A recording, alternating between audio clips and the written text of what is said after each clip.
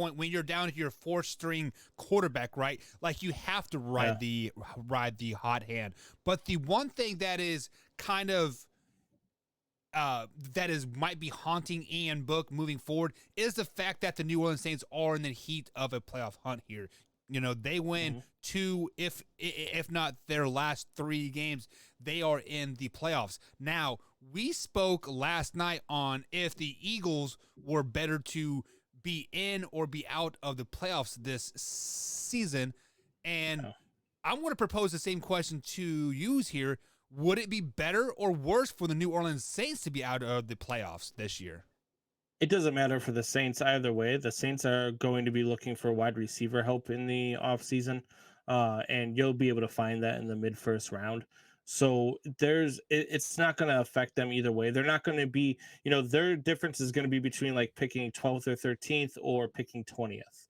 So you're in that realm where it's not that big a dismay for you as it would be for a team like the Eagles, who probably should be looking for quarterback help. And so I don't think that it's the same for the New Orleans Saints. I really don't. I think they've got their guy in Jameis Winston. I've said that a bunch. There's a lot of guys, and this isn't a really talented quarterback pool anyway. So you look at what's coming out and what's going there. I think that the New Orleans Saints will be just fine with making the playoffs. I don't think it's the same for them as it is for teams like maybe the Atlanta Falcons or the Miami Dolphins or the Philadelphia Eagles per se. Yeah, and just to go back to what we said earlier, I think if Ian Book has a great game, there is no reason not to write him out for the rest of the Yeah, season.